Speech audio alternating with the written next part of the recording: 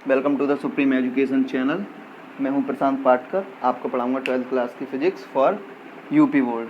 ठीक है, तो पहले मैं आपको बताना चाहूँगा एक चीज़, जो आपको जो YT पर हमारी जो क्लासेस डलेंगी, ठीक है, उस पर सिर्फ आपको समझाया जाएगा। ठीक है, और ये हमारा चैनल है सुप्रीम एजुकेशन, जिसका लिंक आपको वीडियो के डिस्क्रिप्शन में दिया गया है। ठीक है, उस पर आपको वहाँ से आपको नोट्स प्रोवाइड कराए जाएंगे। ठीक है, और स्टार्ट करते हैं अपना पहला chapter, electric charge.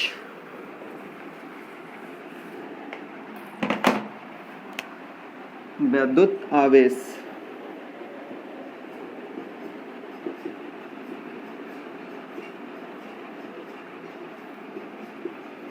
Electric charge, तो इसमें सबसे पहले बात आती है हम चार्ज की।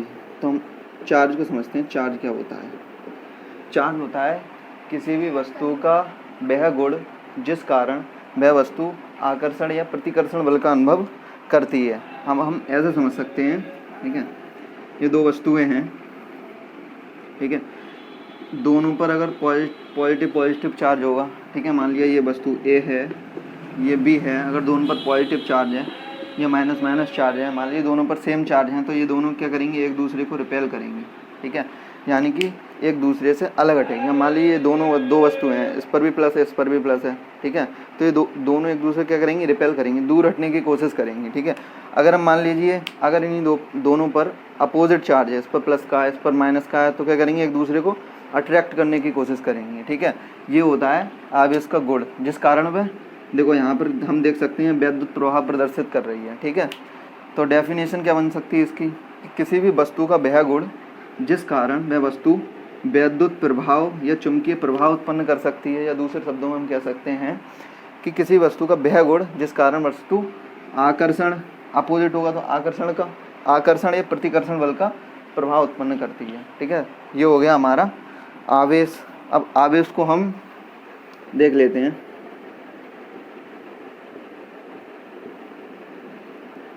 आवेश को हम Q से डिनोट करते हैं। ठीक है, और इसका जो SI यूनिट होती है, SI यूनिट ऑफ चार्ज, वो होती है कूलाम। C से डिनोट करते हैं। ठीक है, COULOMB, कूलाम। ठीक है, और इसका SI यूनिट हो गया आपका कूलाम। इसका जो सबसे बड़ी यूनिट होती है वो होती है फेराड। ठीक है,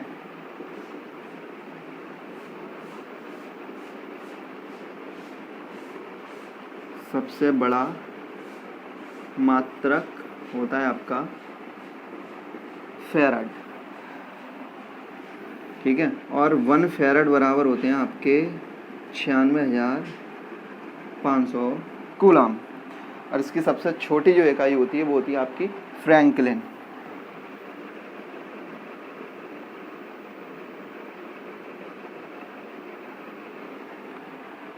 और भी इसकी बहुत सारी यूनिट होती हैं। EMU, electromagnetic unit. ठीक है, 1 EMU बराबर होता है 10 कूलाम। ठीक है, और आवेश एक प्रकार से आपने जब घर में देखा होगा, जब भी हमारे पॉलिस्टर के जो चादर वगैरह होते हैं जिस पर हम सोते हैं, ठीक है, तो मम्मी वगैरह बोलती हैं कि बेटा चादर सही करके तय करके रख दीजिए इसको।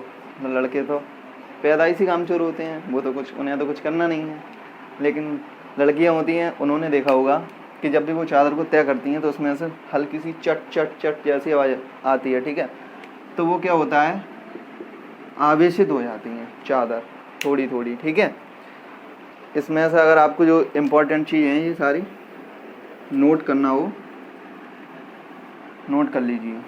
जिस चीज़ को नोट करना हो नोट कर लीजिए।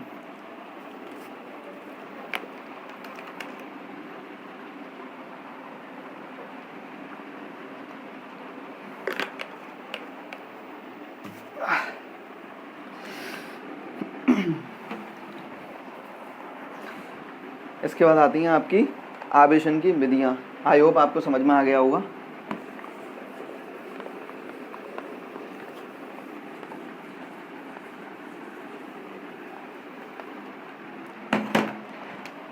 आवेशन की विधियाँ मतलब हम कितने प्रकार से कितने प्रकार से किसी भी वस्तु को आवेशित कर सकते हैं। तो आवेशन की विधियाँ,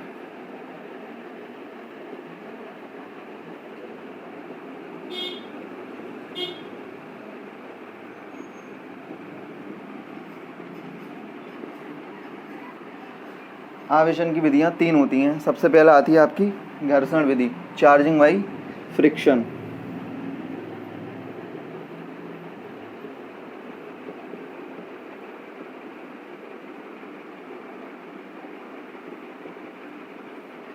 घर्षण विधि में क्या होता है, जब दो वस्तुओं को हम आपस में जब रबिंग करते हैं, उन्हें रगड़ते हैं, तो दोनों वस्तुएं क्या होती हैं, आवेशित हो जाती हैं। मान लीजिए एक वस्तु है ये और एक है ये मान लीजिए ए है, ये मान लीजिए बी है। जब हम इन दोनों को रगड़ेंगे तो ये क्या होंगी, दोनों वस्तुएं आवेशित हो जाएंगी, ठीक है। और अगर इस पर रगड़ने के बाद इस पर अगर प्लस चार्ज आता है, एक वस्तु माना ए है, उस पर रगड़ने पर प्लस चार्ज आता है, तो दूसरे पर कौन सा चार्ज आ जाएगा, इसका अपोजिट माइनस का चार्ज आ जाएगा, ठीक है।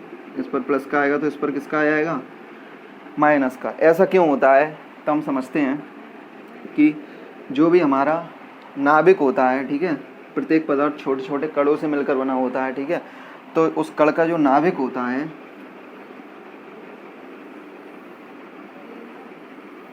नाभिक, ये आपका नाभिक। अब नाभिक में ये होता है आपका नाभिक, ये उसके चारों ओर की वृत्तीय कक्षाएं होती हैं। नाभिक में क्या होता है, नाभिक में कौन कौन सा आवेश होता है, कौन कौन से कण होते हैं नाभिक में, बताइए आप। तो बहुत से बच्चों के मन में आ रहा होगा, सर भैया हमको क्या है पता नहीं है, ठीक है। तो पता नहीं याद रखना है आपको, ठीक है, क्योंकि पता नहीं से P फॉर हो गया आपका प्रोटॉन, N फॉर होगा आपका न्यूट्रॉन। अब इसके चारों ओर वृत्तीय कक्षा में इलेक्ट्रॉन गति करते हैं, इसमें भी इलेक्ट्रॉन गति करेगा, ठीक है, इसमें भी इलेक्ट्रॉन गति कर रहे होते हैं, इसमें भी इलेक्ट्रॉन गति कर रहे होते हैं, ठीक है। और याद रखना इलेक्ट्रॉन पर जो चार्ज होता है वो माइनस का होता है, माइनस माइनस माइनस का, ठीक है। और जो नाभिक से सबसे पास में होते हैं, जो नाभिक के सबसे पास में होते हैं, उन पर अधिक नाभिकीय बल लगता है, जो सबसे दूर होंगे उन पर कम नाभिकीय बल लगता है, ठीक है। जैसे मान लीजिए ये दोनों जितने पास होंगे उन पर, इन पर उतना ही अगर अपोजिट चार्ज हैं, ठीक है, क्योंकि प्रोटॉन और न्यूट्रॉन तो पॉजिटिव चार्ज होता है इस पर, ठीक है, इलेक्ट्रॉन पर नेगेटिव होता है, ये अपोजिट है। जितनी ये पास होंगे, ठीक है, तो इन पर उतना ही अट्रैक्शन फोर्स लगेगा, ठीक है, वैसा ही यहाँ पर लग रहा है, ठीक है। तो ये तो हो गई आपकी घर्षण विधि। आई होप समझ में आ गया होगा घर्षण विधि। और आपको पता ही है डेरिवेशन सारे नोट्स हमारे जो टेलीग्राम चैनल है उस पर मिलेंगे, ठीक है, सुप्रीम एजुकेशन के नाम से, जिसका लिंक आपको वीडियो के डिस्क्रिप्शन में दिया गया है।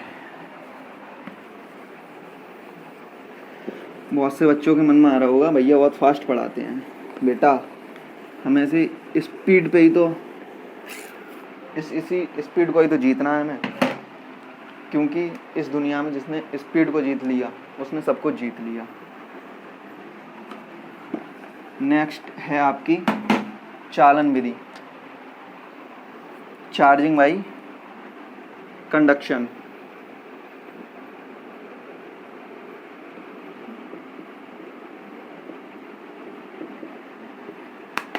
चालन विधि में समझना है आपको चालन विधि क्या होता है, ठीक है। चालन विधि में मान लीजिए कोई आवेशित वस्तु है, इस पर 8 कूलम का चार्ज है, ठीक है, और ये कोई मान लीजिए अनावेशित वस्तु है, ये हो गया A, ये हो गया B, ठीक है।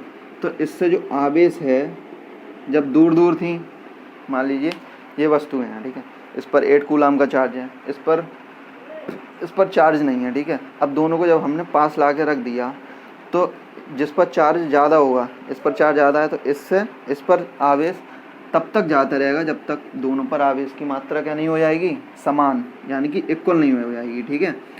तो मान लीजिए इन दोनों को पास ला के रख दिया, तो इस पर आवेश कितना हो जाएगा, 8/2, इस पर भी कितना हो जाएगा, 8/2, यानी कि इस पर हो गया 4, 2 4 8, इस पर भी हो गया 4, ठीक है। या हम ऐसे करके कह सकते हैं, ऐसे दो वस्तुएं हैं, ये इस पर Q1 चार्ज है, माना इस पर Q2 चार्ज है। अब इन दोनों को पास में ला के रख दिया तो किसी दोनों पर आवेश की मात्रा समान हो जाएगी। तो हम यहाँ से लिख सकते हैं Q1 + Q2/2, जो ए वस्तु पर चार्ज होगा, ठीक है।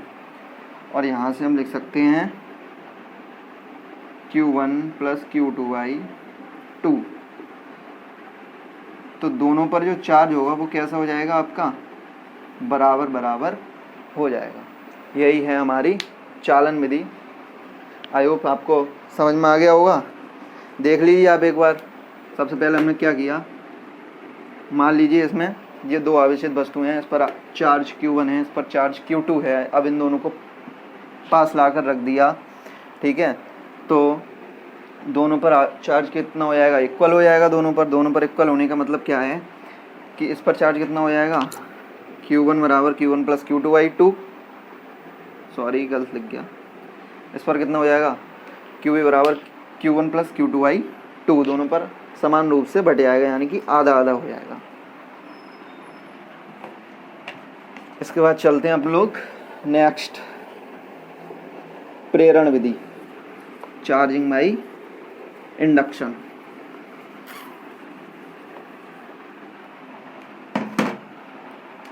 चार्जिंग बाई इंडक्शन समझते हैं आप लोग, प्रेरण विधि।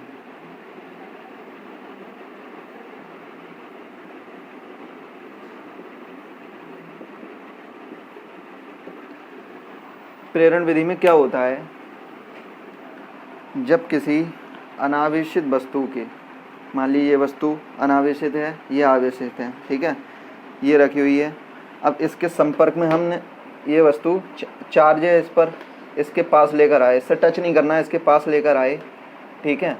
तो इसका जो इधर वाला पृष्ठ होगा उस पर इसके अपोजिट साइन का चार्ज आ जाएगा। मान लीजिए अगर इस पर प्लस है तो इसके जो इधर वाला पृष्ठ है उस पर कौन सा चार्ज आ जाएगा, माइनस का, ठीक है। अपोजिट चार्ज आ जाता है। अब हम फिगर से समझ लेते हैं, ठीक है।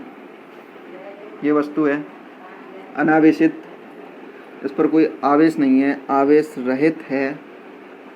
इसके पास हम कांच की छड़ लेकर जाते हैं, ठीक है। तो जो इसके अंदर चार्ज होगा, ठीक है, वो इसके आकर्षण बल द्वारा जो माइनस का चार्ज होगा वो इधर आ जाएगा, ठीक है। और जो प्लस का चार्ज होगा वो इधर आ जाएगा। तो प्रेरण विधि की डेफिनेशन क्या कहती है, जब किसी आवेशित वस्तु को किसी अनावेशित वस्तु के संपर्क में लाते हैं तो उसके आवेश के पुनर्वितरण के कारण, ठीक है, आवेश के पुनर्वितरण के कारण उसका जो निकटवर्ती पृष्ठ होता है, यानी कि ये सबसे पास है इसके, उस पर विपरीत प्रकृति का आवेश उत्पन्न हो जाता है, ठीक है। यहाँ पर प्लस है तो यहाँ माइनस हो जाएगा। अगर ये माइनस ऋणावेशित छड़ लाते तो इस पर कौन सा आवेश आ जाता, प्लस का आवेश आ जाता, ठीक है। अब मान लीजिए इसको हमने किससे जोड़ दिया,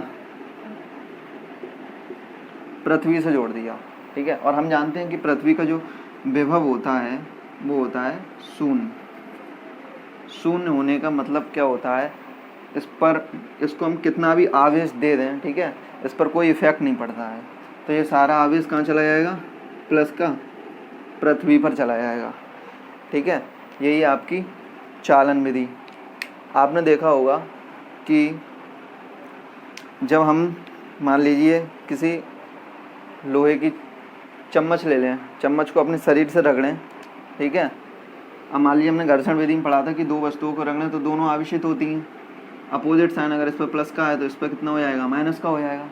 अब हमने अपने शरीर से रगड़ी, ठीक है, इसको आप अपने शरीर से रबिंग किया, ठीक है। तो अपने शरीर पर भी आवेश आना चाहिए अपोजिट। अपने शरीर पर आवेश आता है, लेकिन वो आवेश, ये मान लीजिए अपना शरीर है, ठीक है, हम अपने सर से किसी छड़ को रगड़ रहे हैं तो आवेश तो अपोजिट साइन का अपने ऊपर भी आया, लेकिन वो सारा कहाँ चला गया, पृथ्वी में, अर्थ में चला गया,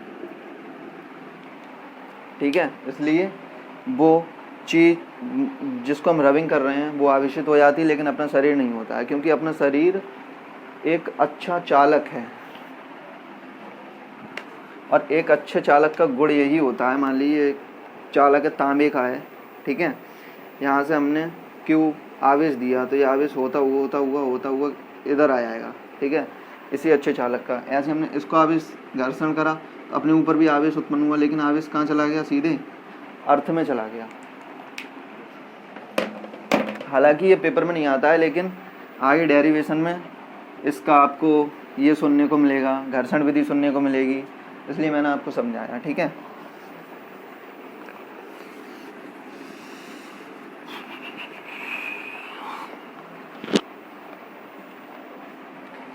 आपकी आवेशन की विधियां हो गई खत्म। इसके बाद स्टार्ट होता है आपका वैद्युत आवेशों की योज्यता, एडिटिविटी ऑफ चार्ज। समझते हैं हम वैद्युत आवेशों की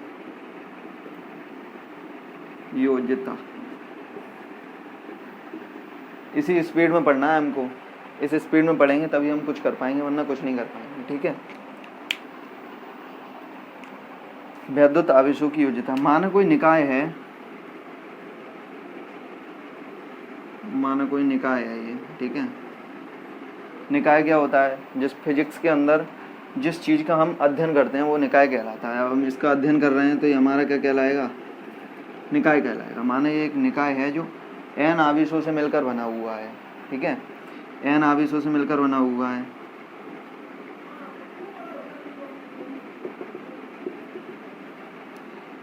Q1, Q2, Q3, Q4, Q5, Q6, Q7 up to dot Qn। तो इस पूरे पर जो आपका नेट आवेश होगा, Q नेट कुल आवेश होगा, वो आपका होगा Q1, Q2 plus Q3 and so on, ठीक है। उन अलग अलग आवेशों का अदिश योग होता है, ठीक है, अदिश योग बोल सकते हैं हम, बीजगणितीय योग बोल सकते हैं। तो ये होता है आपकी वैद्युत आवेशों की योज्यता। जिसको नोट करना है वो नोट कर सकता है, और नोट्स तो आपको सारे टेलीग्राम चैनल पर हमारे मिलेंगे, नोट कर लीजिए आप।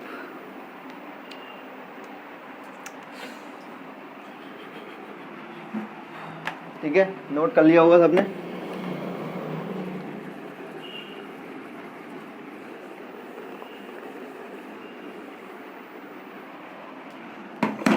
इसके बाद आता है आपका आवेश का क्वांटीकरण।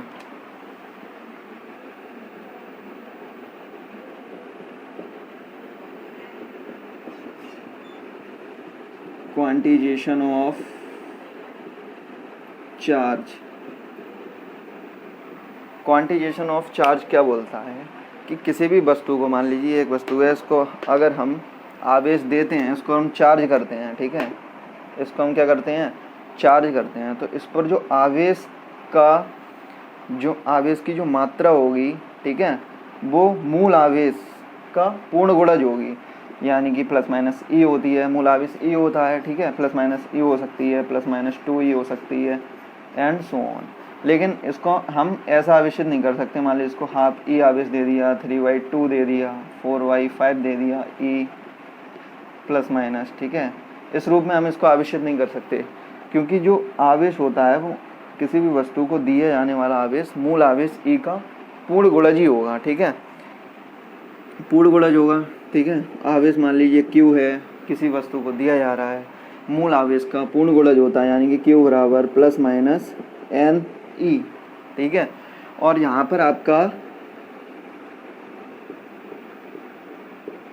n बराबर 1, 2, 3 एंड सो ऑन।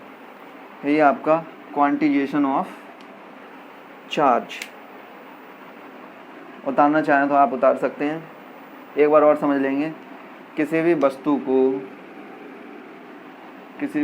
को दिया गया न्यूनतम आवेश, मूल आवेश ई का पूर्ण गुणज होता है। मूल आवेश ई समझ लेते हैं हम यहाँ पर, मूल आवेश ई यानी कि फंडामेंटल चार्ज,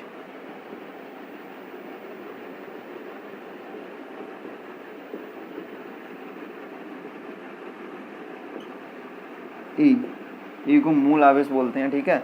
और ई की जो वैल्यू होती है वो होती है आपकी 1.6 इंटू 10⁻⁻⁰ कूलाम। 1.6 into 10⁻⁻⁻19 coulomb. उतार लीजिए, अगर उतारना हो किसी को, नोट करना हो स्क्रीनशॉट ले लीजिए।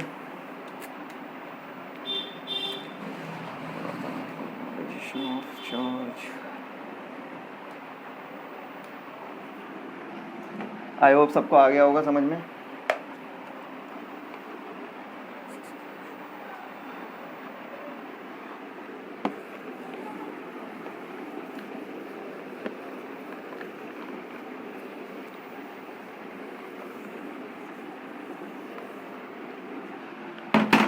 नेक्स्ट हेडिंग पे चलते हैं। नेक्स्ट हेडिंग है आपकी कूलॉम्स लॉ। कूलॉम्स लॉ क्या है?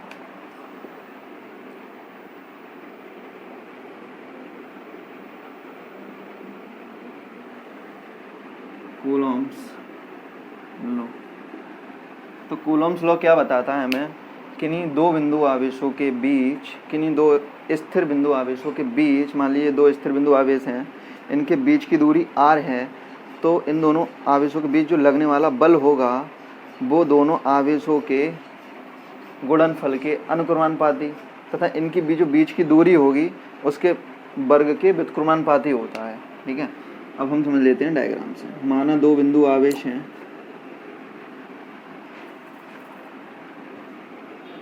माना दो बिंदु आवेश हैं आपके Q1 और Q2, इनके बीच की दूरी है r, तो इन दोनों के बीच जो लगने वाला बल होगा वो इन दोनों आवेशों के गुणनफल के प्रोपोर्शनल होता है, अनुक्रमानुपाती, यानी कि F प्रोपोर्शनल होता है Q1 इंटू Q2। और इनकी जो बीच की दूरी है r, इसके वर्ग के, इसके स्क्वायर के इन्वर्सली प्रोपोर्शनल होता है, यानी कि व्युत्क्रमानुपाती होता है आपका r स्क्वायर के। तो यहाँ से हम लिख सकते हैं F proportional Q1 Q2 upon r square, ठीक है।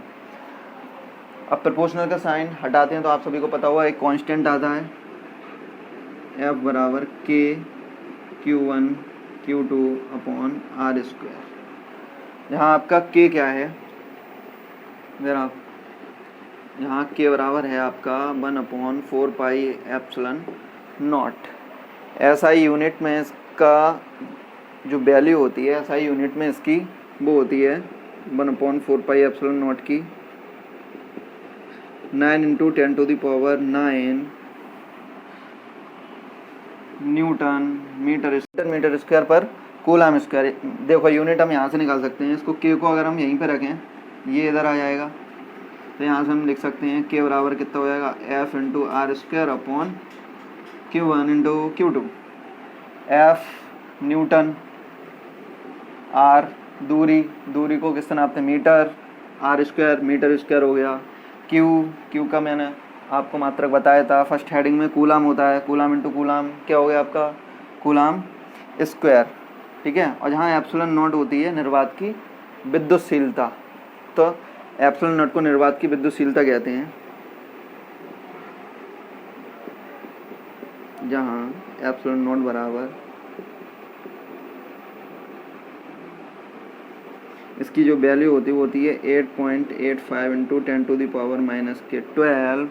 इसका यूनिट जस्ट इसका अपोजिट होता है, coulomb square upon newton into meter square, ठीक है। इसी प्रकार से हम यहाँ पर K की जगह 1/4 पाई एप्सिलॉन नॉट रखेंगे, एप्सिलॉन नॉट इधर आ जाएगा, ठीक है, और F अपॉन में चला जाएगा, तो एप्सिलॉन नॉट की हम यहाँ से वो निकाल सकते हैं coulomb square upon newton into meter square, ठीक है। उतार लीजिए, फिर आप नेक्स्ट हेडिंग पर चलते हैं।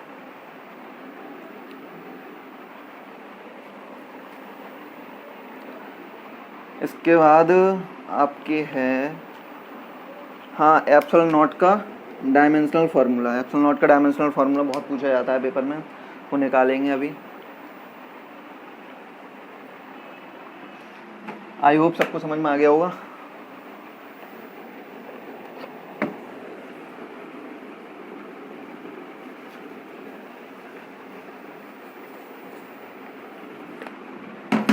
Epsilon not. तो अभी हमने फॉर्मूला पढ़ा था F बराबर 1/4 pi epsilon not Q1 Q2 upon R square. ठीक है, अब यहाँ से एप्सिलॉन नॉट हम लोग इधर ले जाते हैं, तो एप्सिलॉन नॉट बराबर कितना हो जाएगा, 4 पाई एप्सिलॉन नॉट इधर ले जाते हैं, 4 पाई एप्सिलॉन नॉट बराबर Q1 Q2 upon F dot R square. ठीक है, अब ये तो कांस्टेंट है, इससे तो कोई मतलब नहीं है, क्योंकि डायमेंशनल फार्मूले में कांस्टेंट से कोई मतलब नहीं होता है। अब इसकी यूनिट हम देख लेते हैं, coulomb into coulomb, coulomb square. ठीक है, F न्यूटन इंटू आर दूरी का वर्ग यानी कि मीटर स्क्वायर। ठीक है, और Q बराबर एक फार्मूला होता है, Q बराबर IT, I धारा। ठीक है, तो यानी कि कूलम Q आवेश का मात्रा Q बराबर IT मतलब A इंटू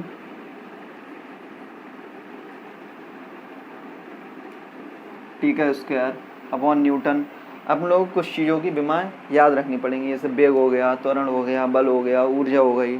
ठीक है, इन छोटी छोटी चीज़ों की हमें डायमेंशनल फार्मूला याद रखने हैं।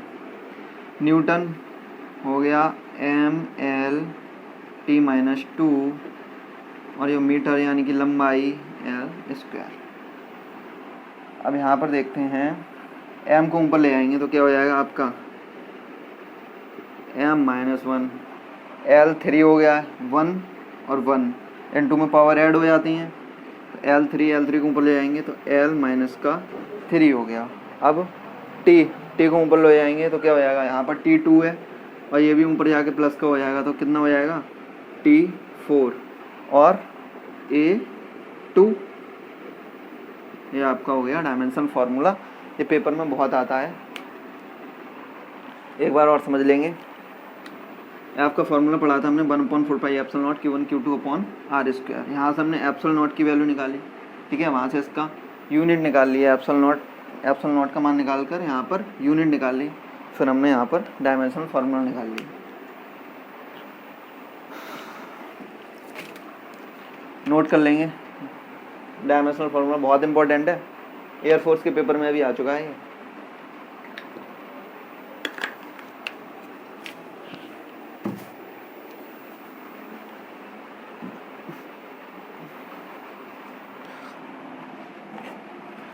आई होप उतार लिया होगा सबने।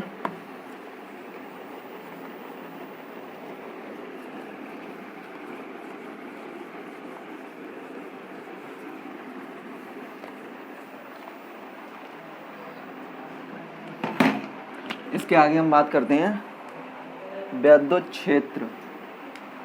तो वैद्युत क्षेत्र क्या होता है, किसी आवेश के चारों ओर का, मान लीजिए आवेश है Q, तो इसके चारों ओर का वह क्षेत्र जिसमें कोई अन्य आवेश आकर्षण या प्रतिकर्षण बल का अनुभव करता है, वैद्युत क्षेत्र कहलाता है। ठीक है, ऐसा समझ लेते हैं इसको।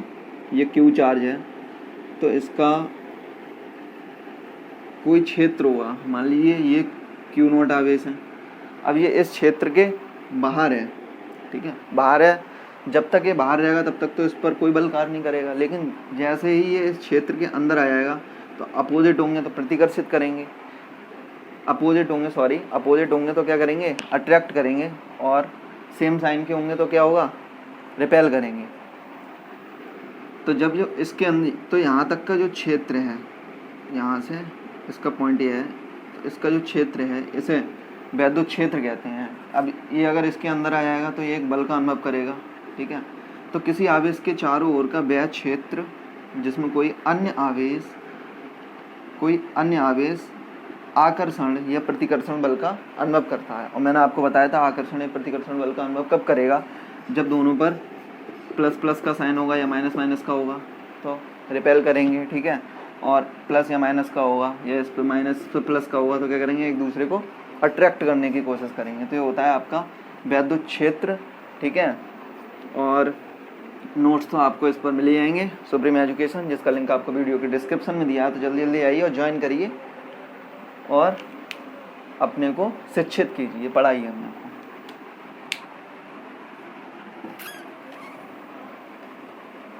इसके बाद आती है आपकी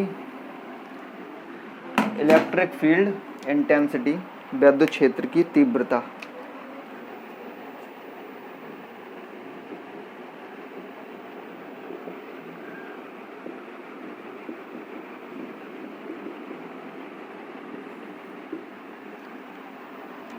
विद्युत क्षेत्र की तीव्रता, तो ये आवेश है, इस पर ये विद्युत क्षेत्र द्वारा एक बल लगाया जा रहा होगा, मान लीजिए F बल लगाया जा रहा है। तो इस बल F और जिस आवेश पर विद्युत क्षेत्र के द्वारा जिस आवेश पर यह बल लग रहा है वो उसका जो रेशियो होता है उसे हम विद्युत क्षेत्र की तीव्रता कहते हैं। ठीक है, विद्युत क्षेत्र की तीव्रता एक वेक्टर क्वांटिटी है, सदिश राशि है। ठीक है, इसकी दिशा इस पर लगने वाले बल की दिशा में होती है। ठीक है, इस पर जो लगने वाला बल होता है उसकी दिशा में होती है इसकी दिशा। ठीक है, विद्युत क्षेत्र की दिशा यानी कि प्लस के कारण बाहर की ओर और माइनस के कारण अंदर की ओर। प्लस के कारण कहाँ लगेगी, बाहर की ओर, माइनस के कारण कहाँ लगेगी, अंदर की ओर। ठीक है, और इसका यूनिट देख लेते हैं क्या होता है। इसका जो मात्रक होता है वो होता है आपका न्यूटन पर कूलॉम। नोट कर लीजिए।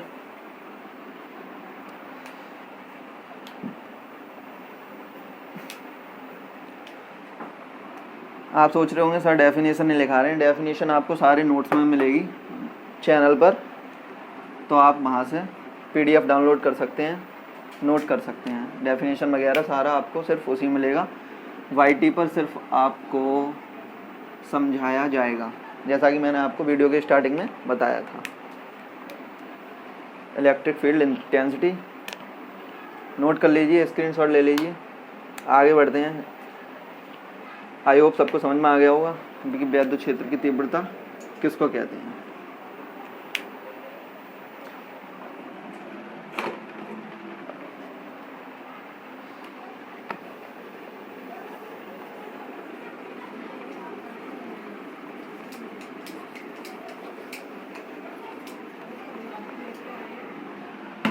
इसके बाद आती है आपकी दो बिंदु आवेशों के कारण विद्युत क्षेत्र की तीव्रता।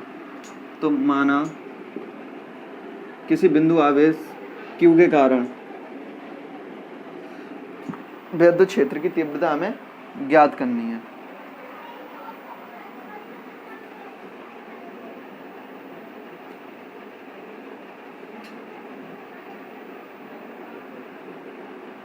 बिंदु आवेश के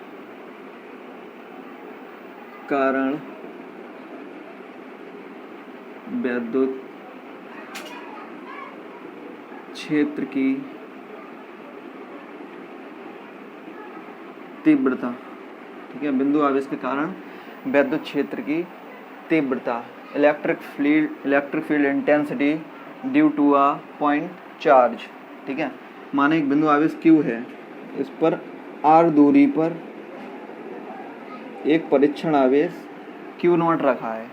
ठीक है, ऐसा हमने क्या करा, माना। परीक्षण आवेश किसको बोलते हैं, टेस्ट चार्ज। ये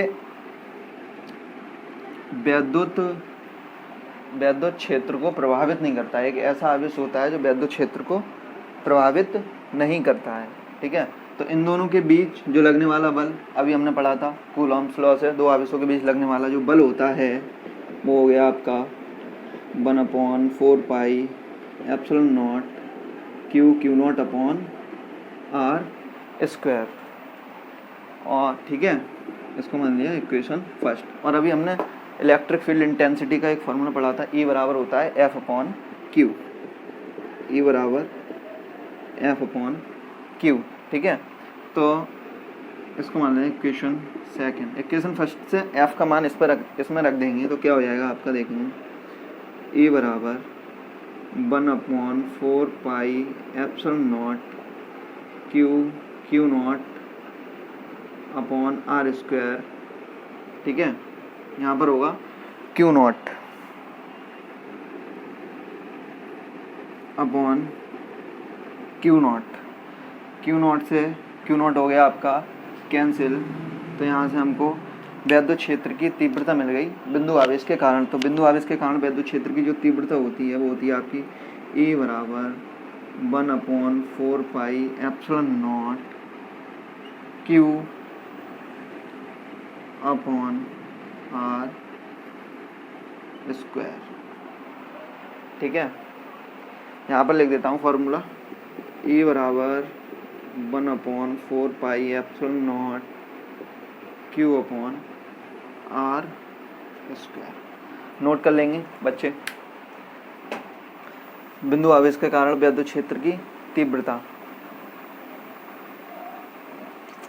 3 दिन में आपका पूरा चैप्टर फिनिश।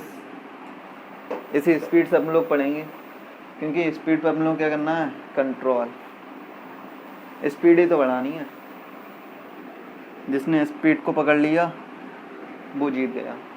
आप जब 12th के बाद, मान लीजिए 12th के बाद आप जब किसी भी कंपटीशन की तैयारी करोगे तो वहाँ पर आपकी स्पीड दी जाएगी, स्पीड देखी जाएगी। क्या हुआ, लाइट चली गई? ठीक,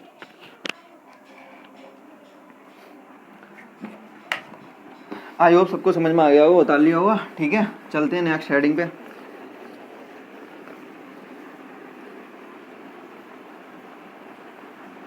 बिंदु आवेश के कारण हम इसका ग्राफ देख लेते हैं, जो कि आपको इसमें तो नहीं आता है लेकिन कंपटीशन में बहुत पूछा जाता है। तो हमने जो ग्राफ देखते हैं हम, ई वैद्युत क्षेत्र की तीव्रता, ई और इसके बीच की दूरी आर के बीच में। ठीक है, तो हमने फॉर्मूले से क्या देखा था, जो ई बराबर क्या होता है 1/4 pi epsilon not Q upon R square. ठीक है, हम इसके बीच में ग्राफ देखेंगे, E और R स्क्वायर। ठीक है, अब हम देखेंगे, पहले तो हमें पता होना चाहिए कि प्रोपोर्शनल और इन्वर्सली प्रोपोर्शनल का मतलब क्या होता है। यानी कि इन्वर्सली प्रोपोर्शनल का मतलब क्या होता है, अगर इसका मान बढ़ा रहे हैं तो R का मान क्या हो रहा है, घट रहा है। ठीक है, अब R का मान बढ़ेगा तो इसका मान क्या हो जाएगा, घट जाएगा। ठीक है, तो एक दूसरे के हम देख रहे हैं इन्वर्सली प्रोपोर्शनल है, तो यहाँ से इसका जो ग्राफ बनेगा वो ऐसा बनेगा। यानी कि इसका मान तो ऊपर ये क्या होगा, यहाँ से समांतर हो जाएगी और इस पर क्या हो जाएगी, टच। यानी कि इसका मान, ई का मान बढ़ाने पर,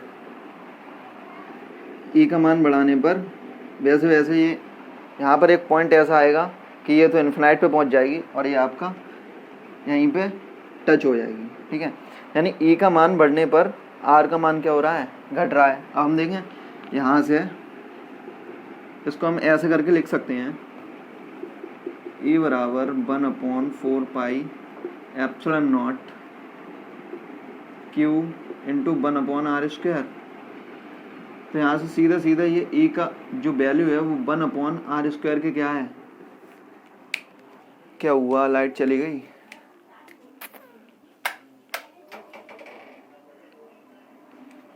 वन अपॉन आर स्क्वायर के इनवर्सली प्रोपोर्शनल है। तो इसके बीच हम ग्राफ देखते हैं। ठीक है, तो ई और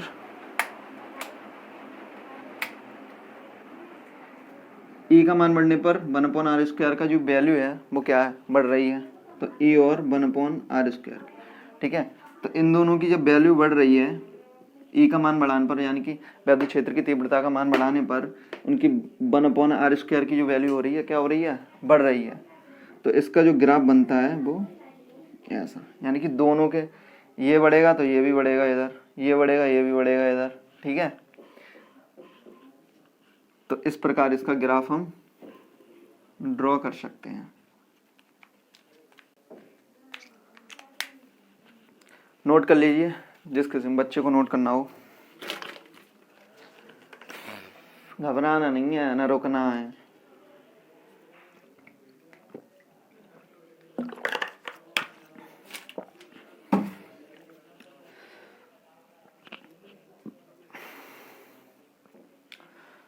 जल्दी जल्दी फटाफट उतार लीजिए।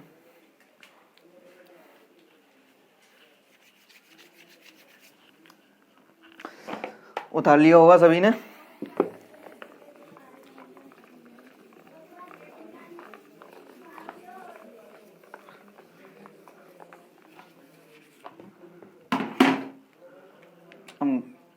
नेक्स्ट हेडिंग है आपकी अनेक आवेशों के कारण वैद्युत क्षेत्र की तीव्रता।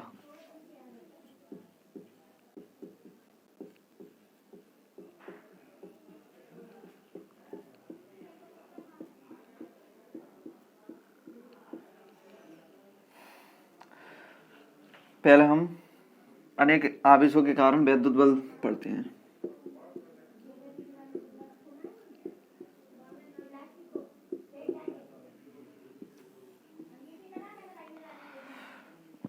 ठीक है, तो इसमें क्या है, अध्यारोपण के सिद्धांत पर है ये। मान लीजिए ये कोई आवेश है Q1,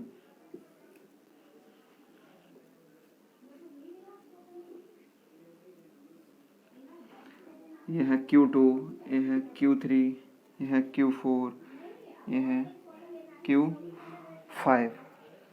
ठीक है, इनके बीच की दूरी मान लीजिए R12, R13, R14, R15, यानी Q1 और Q2 के बीच की दूरी R12। ठीक है, Q1 और Q3 के बीच की दूरी R13, Q1 और Q4 के बीच की दूरी R14। ठीक है, Q1 और Q5 के बीच की दूरी R15। तो अध्यारोपण का सिद्धांत क्या कहता है कि इसका जो टोटल वैद्युत बल का परिमाण होगा, ठीक है, वो मान लीजिए इस आवेश पर लगने वाले वैद्युत बलों का जो परिमाण होगा वो अलग अलग आवेशों के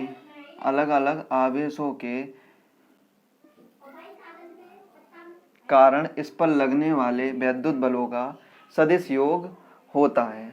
ठीक है, तो हम यहाँ से लिख सकते हैं F नेट बराबर वेक्टर क्वांटिटी होती है वैद्युत बल, F12 यानी कि इसके बीच में लगने वाला बल, F13 इसके बीच में लगने वाला बल, प्लस F14 प्लस F15। ठीक है, क्योंकि कूलाम के नियम में क्या है, दो आवेशों के बीच लगने वाला बल। अब मान लीजिए बहुत सारे आवेश हैं तो हम कैसे वैद्युत बल निकालेंगे। ठीक है, तो जो F नेट की वैल्यू निकाली जाएगी वो ऐसे निकाली जाएगी। इसी प्रकार हम वैद्युत क्षेत्र की तीव्रता निकालते हैं अनेक आवेशों के कारण। एक बिंदु आवेश के कारण निकाली थी इससे पहले, तो कितनी आई थी, E बराबर 1/4πε0 Q/r²। ठीक है, अब मान लीजिए वैद्युत क्षेत्र की तीव्रता निकालनी है। ठीक है, इस बिंदु पर वैद्युत क्षेत्र की तीव्रता निकालनी है, तो प्लस Q2 के कारण इस बिंदु पर वैद्युत क्षेत्र की तीव्रता, प्लस Q3 के कारण इस बिंदु पर वैद्युत क्षेत्र की तीव्रता, प्लस Q4 के कारण इस बिंदु पर वैद्युत क्षेत्र की तीव्रता, प्लस Q5 के कारण इस बिंदु पर वैद्युत क्षेत्र की तीव्रता का योग होता है। यानी कि E वेक्टर बराबर E2 plus E3 plus E4 plus के E5। यानी कि Q2 के कारण वैद्युत क्षेत्र की तीव्रता, Q3 के कारण वैद्युत क्षेत्र की तीव्रता, Q4 के कारण वैद्युत क्षेत्र की तीव्रता, इनका क्या होता है, सदिश योग होता है। ठीक है, और हम इस प्रकार को ऐसे भी लिख सकते हैं,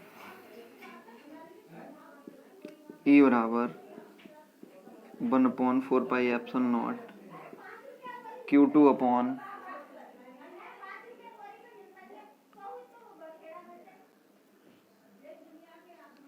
R1²। ठीक है, 1/4πε0 Q3 अपॉन R13 स्क्वायर।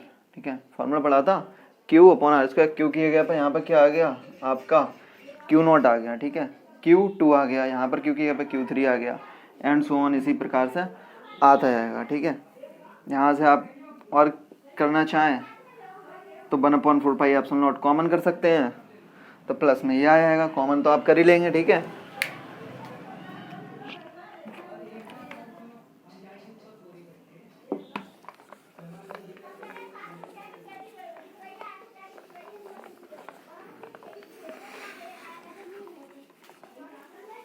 ये क्या क्या हो गया आपका, अनेक आवेशों के कारण विद्युत क्षेत्र की तीव्रता, ठीक है, और अनेक आवेशों के कारण लगने वाला विद्युत बल, ठीक है, और क्या क्या समझ लिया था आपने, विद्युत क्षेत्र की तीव्रता। अब आती हैं आपकी विद्युत बल रेखाएं।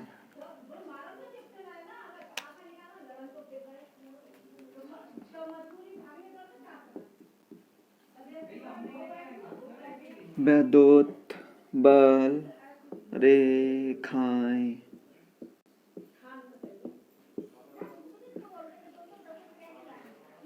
इलेक्ट्रिक फोर्स ऑफ लाइंस, विद्युत बल रेखाएं। विद्युत बल रेखाएं क्या होती हैं, वह काल्पनिक निष्कोण वक्र होता है जिस पर कोई धन परीक्षण आवेश गति करता है। मान लीजिए विद्युत बल रेखाएं हैं तो ठीक है, जिस पर एक धन परीक्षण आवेश क्या करता है, गति करता है, मान लीजिए Q0 गति करता है, ठीक है। तो ये होती है आपकी विद्युत बल रेखाएं। अब हम पढ़ते हैं विद्युत बल रेखाओं के गुण, properties of electric force of lines. विद्युत बल रेखाएं, तो विद्युत बल रेखाएं नंबर 1 पॉइंट, विद्युत बल रेखाएं प्लस से क्या होती हैं, प्लस विद्युत बल रेखाओं की जो दिशा होती है वो प्लस से माइनस की तरफ होती है, ठीक है, ये रहा प्लस ये माइनस। तो विद्युत बल रेखाएं किधर से किधर जाएंगी, इधर, ये और ये इसी प्रकार जाती रहेंगी, ठीक है, प्लस के कारण माइनस, और प्लस से जाकर माइनस पर क्या हो जाती हैं, समाप्त हो जाती हैं। सेकंड पॉइंट, विद्युत बल रेखाओं के किसी बिंदु पर खींची गई स्पर्श रेखा, मान ली विद्युत बल रेखा है, ठीक है, एक, इसके किसी बिंदु पर खींची गई स्पर्श रेखा उस बिंदु पर विद्युत क्षेत्र की दिशा को प्रदर्शित करती है। मान लीजिए ये पॉइंट ए है, इस पर स्पर्श रेखा खींचेंगे तो ये विद्युत क्षेत्र की दिशा हो गई, ठीक है। मान लीजिए ये पॉइंट है बी, इस बिंदु पर स्पर्श रेखा खींचेंगे तो कितनी हो जाएगी विद्युत क्षेत्र की दिशा, ये हो जाएगी, ठीक है, EV, ठीक है। तो विद्युत बल रेखाओं के किसी बिंदु पर खींची गई स्पर्श रेखा उस बिंदु पर विद्युत क्षेत्र की दिशा को क्या करती है, प्रदर्शित करती है। और एक पॉइंट और है इसका, दो विद्युत बल रेखाएं एक दूसरे को काट नहीं सकती, दो विद्युत बल रेखाएं एक दूसरे को क्या नहीं कर सकती, इंटरसेक्ट नहीं कर सकती। क्यों नहीं कर सकती, क्योंकि जो इनके कटान बिंदु हैं उन पर दो स्पर्श रेखाएं खींची जा सकती हैं, और विद्युत क्षेत्र की दो दिशाएं असंभव होती हैं, इसलिए दो विद्युत बल रेखाएं एक दूसरे को काट नहीं सकती। विद्युत बल रेखाएं, एक पॉइंट और है, मान लीजिए ये चालक है, विद्युत बल रेखाएं इसके अंदर से जाकर गुजर नहीं सकती, यानी कि आर पार नहीं हो सकती। इसका मतलब क्या है कि किसी भी चालक के अंदर जो विद्युत क्षेत्र होता है, जो E की वैल्यू होती है वो कितनी होती है, 0, यानी कि 0 होती है, ठीक है। अब मान लीजिए यहाँ पर हमने दो चार्ज ले लिया, अगर हम बिंदु आवेश ले लें कोई प्लस, तो इसके कारण जो विद्युत बल रेखाएं होंगी वो बाहर की ओर होंगी, कहाँ तक जाएंगी, इन्फिनाइट तक जाती हैं, ठीक है। अगर कोई ऋणात्मक बिंदु आवेश है तो इसके कारण विद्युत बल रेखाएं अनंत से आती हैं, ठीक है।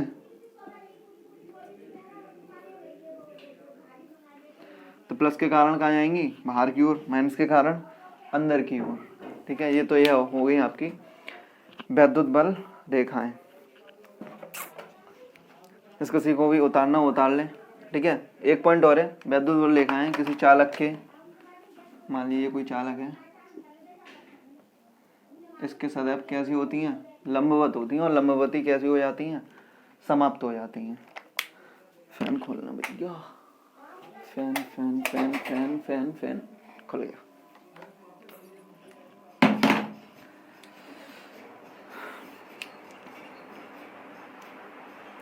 नोट कर लीजिए जिसके सी को भी करना हो, और इसके सारे जो नोट्स होंगे, डेफिनेशन वगैरह, वो सारी आपको टेलीग्राम चैनल पर मिलेगी, सुप्रीम एजुकेशन, जिसका लिंक आपको वीडियो के डिस्क्रिप्शन में दिया गया है। अगर आपको इसमें से अगर कोई भी टॉपिक समझ में नहीं आता है तो आप कमेंट सेक्शन में हमको बता सकते हैं, उस पर आपको एक दूसरी वीडियो बना दी जाएगी उस टॉपिक पर आपकी, ठीक है।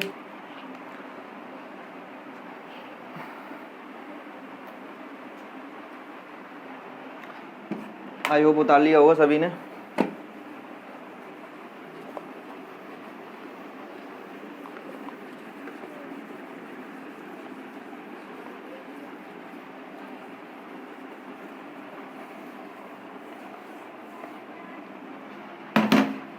भैया प्यास लग रही है, पानी पी लें।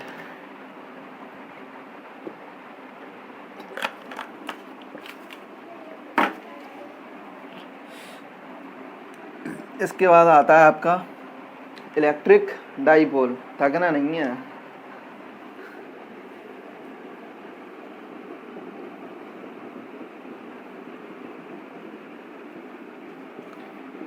वैद्युत द्विध्रुव। तो वैद्युत द्विध्रुव क्या होता है? एक ऐसा निकाय, ठीक है, जब दो परस्पर परमाणु में समान, यानी कि परमाणु में समान तथा विपरीत प्रकृति के आवेश परस्पर कुछ दूरी पर रखे होते हैं, मान लीजिए, ठीक है, इनके बीच की दूरी 2l। तो इस प्रकार बने निकाय को हम क्या बोलते हैं? वैद्युत द्विध्रुव बोलते हैं, इलेक्ट्रिक डाइपोल, ठीक है, वैद्युत द्विध्रुव बोलते हैं। इसके बाद आता है आपका वैद्युत द्विध्रुव में ही है वैद्युत द्विध्रुव का आघूर्ण, ठीक है, इसे P से रिप्रेजेंट करते हैं, वैद्युत द्विध्रुव आघूर्ण, ठीक है। वैद्युत द्विध्रुव आघूर्ण क्या होता है? किसी एक आवेश का परमाणु, चाहे ये ले लें चाहे वो, दोनों, क्योंकि दोनों का परमाणु तो समान है, किसी एक आवेश का परमाणु Q, ठीक है, और इनके बीच की दूरी 2l के जो गुणनफल होता है, किसी एक आवेश का परमाणु तथा इनके बीच की दूरी का जो गुणनफल होता है, उसको हम वैद्युत द्विध्रुव आघूर्ण कहते हैं, ठीक है। तो इसका यूनिट निकाल लेते हैं हम लोग। यूनिट क्या हो जाएगी इसकी? Q आवेश कूलम इंटू L, 2 तो कांस्टेंट है, उससे कोई मतलब नहीं है। L लंबाई, लंबाई को इसमें नापते हैं मीटर, तो इसकी यूनिट हो गई मीटर। यह एक कैसी क्वांटिटी है? यह एक वेक्टर क्वांटिटी है, ठीक है, और इसकी दिशा प्लस से माइनस से प्लस की ओर होती है। ध्यान रखना, वैद्युत क्षेत्र की दिशा होती है वो प्लस से किधर होती है? माइनस की ओर, ठीक है, और जो द्विध्रुव आघूर्ण की दिशा होती है वो किससे किसकी तरफ होती है? प्लस से माइनस से प्लस की ओर। ये हो गया आपका इलेक्ट्रिक डाइपोल, वैद्युत द्विध्रुव। नोट करना हो नोट कर लीजिए आप।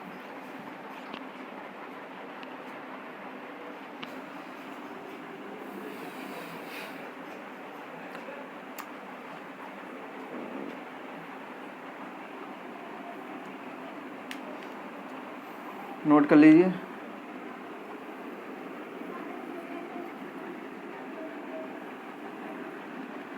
और इसी के साथ यहाँ पर आज टॉपिक को रोकते हैं, ठीक है। इसके बाद का आपका स्टार्ट होगा नेक्स्ट वीडियो में, ठीक है। किसी को अगर कोई प्रॉब्लम हो तो आप हमको कमेंट सेक्शन में बता सकते हैं, ठीक है, लेकिन पढ़ाई से रिलेटेड, ठीक है। ये मत कहना भैया हमारे में रिचार्ज करवा दो, नेट ख़त्म हो गया है। मैंने कहा प्रॉब्लम सिर्फ पढ़ाई से रिलेटेड होनी चाहिए।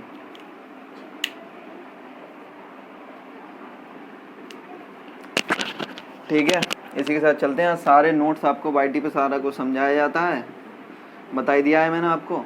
और जो नोट्स आपको मिलेंगे वो हमारे टेलीग्राम चैनल सुप्रीम एजुकेशन पर मिलेंगे, ठीक है, जिसका लिंक आपको वीडियो के डिस्क्रिप्शन में दिया गया है, वहाँ से आकर आप PDF डाउनलोड कर सकते हैं, ठीक है। इसके बाद आपको कल स्टार्ट होगा, ठीक है। Good bye bye bye students, ठीक है। इसी के साथ